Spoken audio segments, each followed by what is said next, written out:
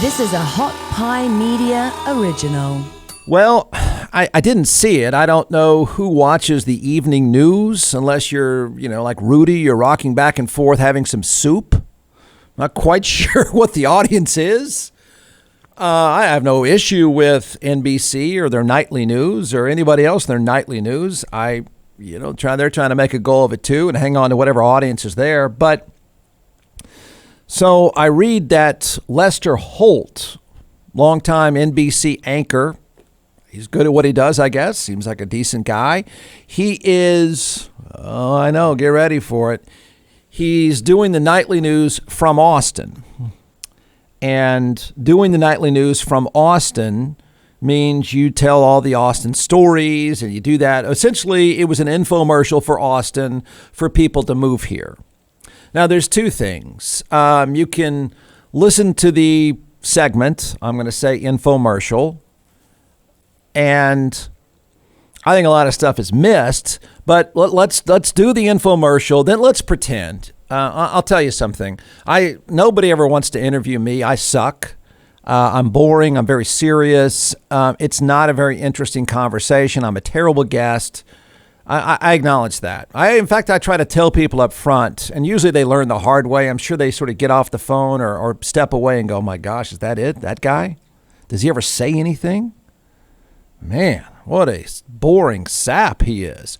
So I get it. Normally you would not want me as a guest on anything, but I'll do some role playing here. Let's let them do the infomercial. Then let's pretend that maybe Lester Holt says, hey, let's talk to that fat old hippie Jeff Ward and get a tour of Austin. Austin, basking in its status as one of America's biggest boom towns. New construction everywhere. Its famous live music scene buzzing. A national survey showing it's the most popular place for Americans to move during the pandemic. Whoa! Like Josh and Jesse Rubico, who came to the area with their two small children from California just 5 months ago, telling us the pandemic prompted their decision. We were like, there's got to be a better way. How can we buy back time to spend more time with family? And this affords that? Yes, for sure. It has so far, yeah. We're really, really happy with the move. We kind of felt like we were running the rat race in California because of the cost of living and, just trying to keep up with everything. Incredibly, in their Austin suburb, they're one of at least 6 families just on their block who have moved to Austin from out of state since last year. Rock, paper, scissors, shoot. Including next-door neighbor Ozzie Hanley. Ultimately decided on Austin because it's young, it's hip, it's very interesting, lots of sports for kids. Also, much cheaper than California. Across town, Jessica Stovall says the way Texas dealt with the pandemic impacted her decision to move from New Orleans 2 months ago. The laws in Texas, I felt like handled things a lot better than the laws in Louisiana. We were shut down for almost a year and a half where we couldn't even work or do our livelihood. Austin's boom has also been boosted by its surging tech industry. Apple is constructing a massive campus here. Samsung is considering building a new facility. And just last month, Elon Musk announcing he's moving Tesla's headquarters here from California. Our factory is like 5 minutes from the airport, 15 minutes from downtown.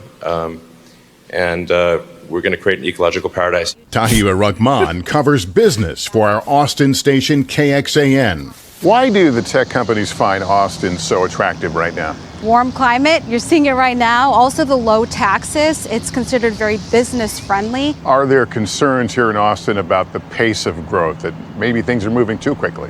Absolutely, and right now I think city and county leaders are seeing it as more of an opportunity to manage that growth in an equitable way. Some of those challenges, public transportation issues and a rise in homelessness.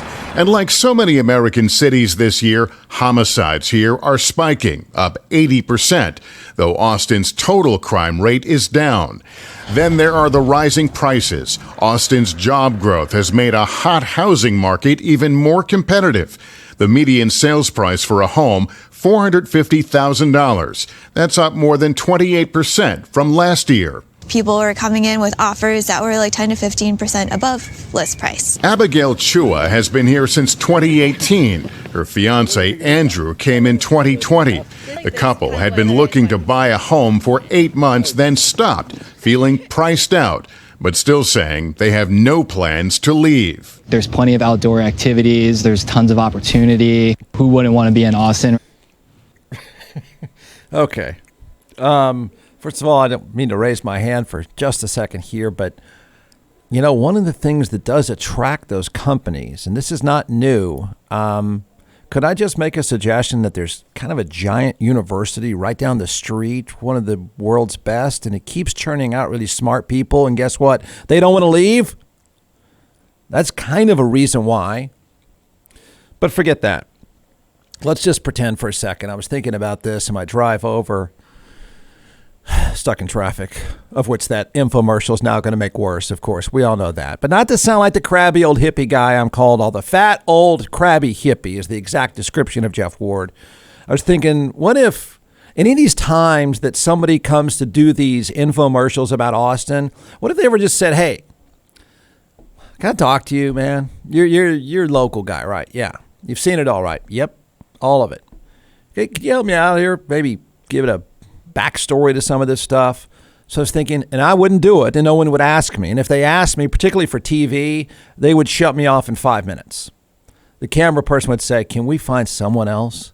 Is the dude ever going to say anything? Can we find somebody interesting? I get it. But let's pretend Lester says, Jeff, fat old hippie Jeff Ward is going to take us on a tour. So let me take Lester and the nationwide audience on the other tour. Not that one with all the hipsters. Maybe the Jeff tour. John McClellan is the co-founder and creator of ATX Hot Sauce, now in all 50 states and several retail outlets as well.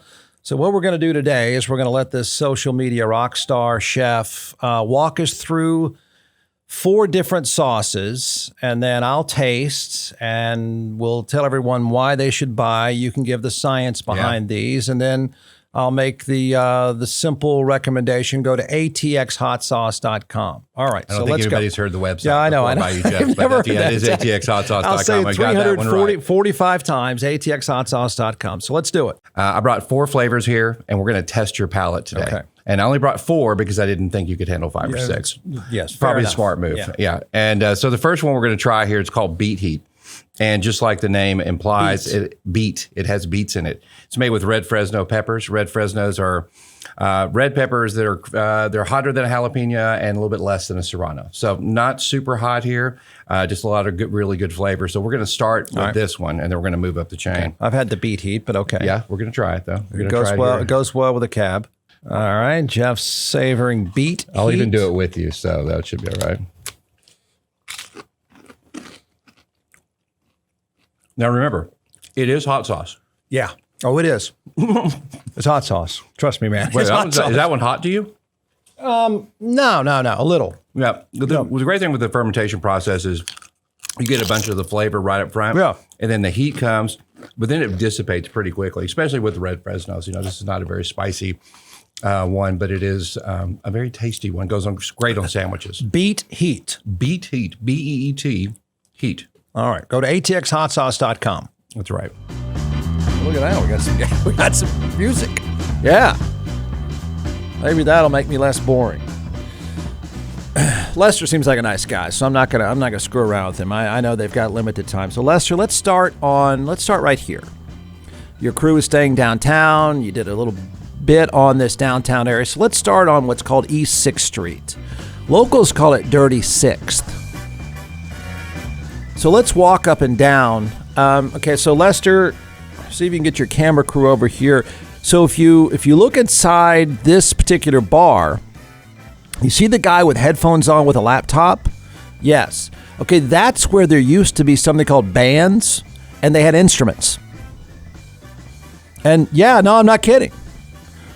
And people would come here, and then they would pay money, and then it would be really crowded, and they would listen to bands with instruments. So I'm just telling you, Lester, it's not live music when there's a laptop. Just saying. All right, so let's walk over here to this alley, please. Now, I just want to tell you, Lester and the crew, don't come down here at night. Certainly don't come down here in the weekend. But what you need to know about these alleys, this is where, on any given weekend, approximately 12,000 shirtless, dateless young men urinate on each other. So anytime you come down here on a weekend, first of all, it's a stupid idea because 99% of them, it's all males, and none of them are from here, and there's a chance they'll shoot you. But they are going to urinate all over you. It's what they do. Let's load up Lester and the gang. Let's go to South Congress. Yes, Jeff, I heard it's trendy. Very good.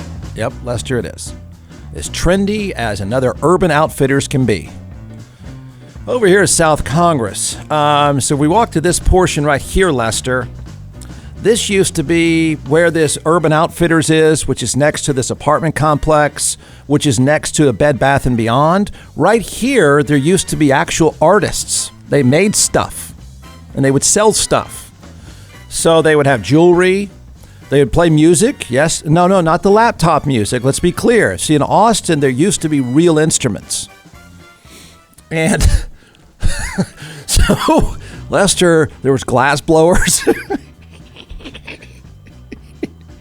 flower salespeople, a lot of jewelry you could buy. So this was like a marketplace for local artists. No, right where this Urban Outfitters is, right here, which is next to the chain coffee shop, which is next to the apartment complex, right here.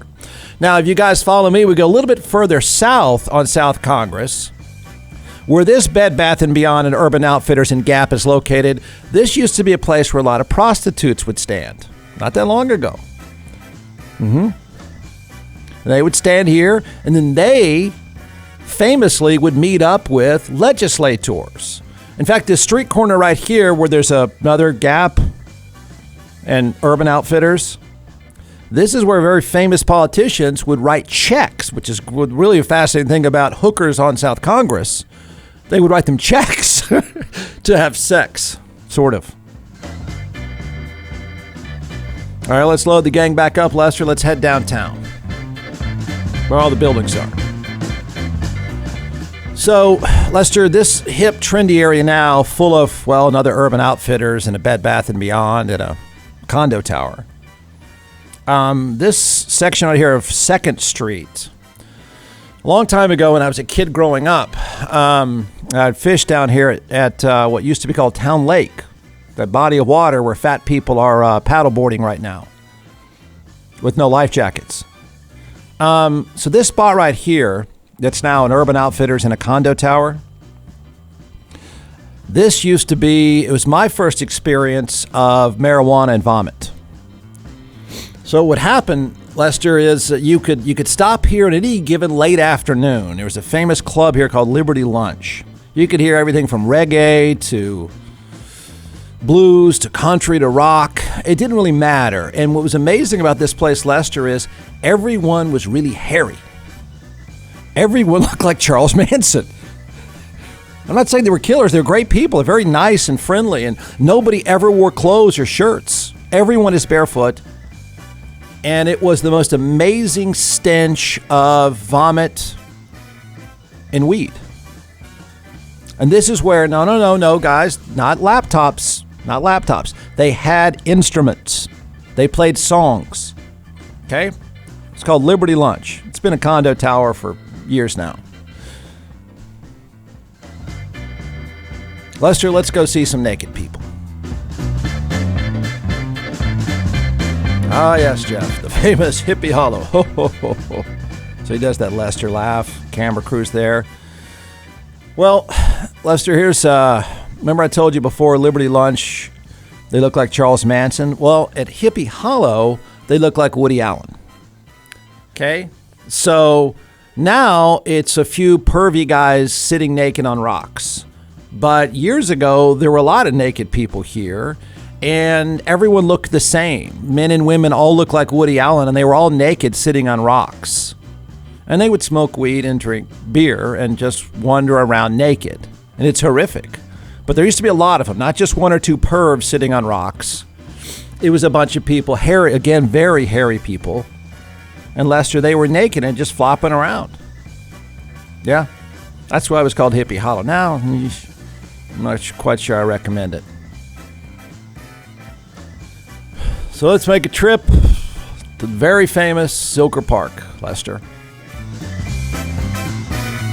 Let's pass some condo towers, pass a few hundred Bed Bath & Beyonds.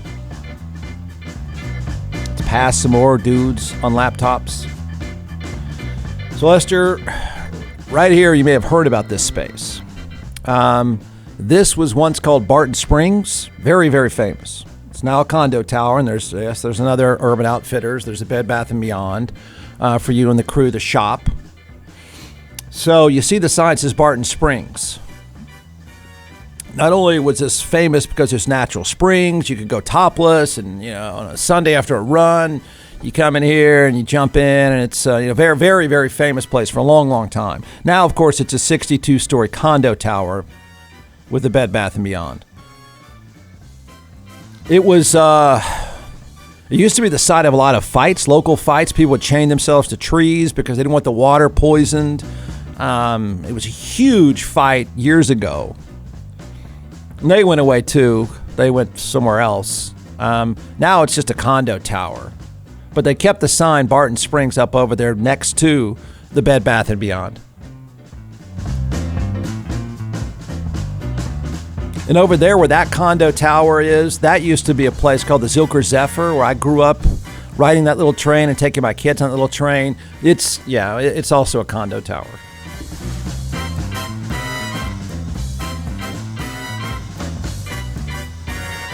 So thanks, Lester and the crew, for bringing more people and more condo towers.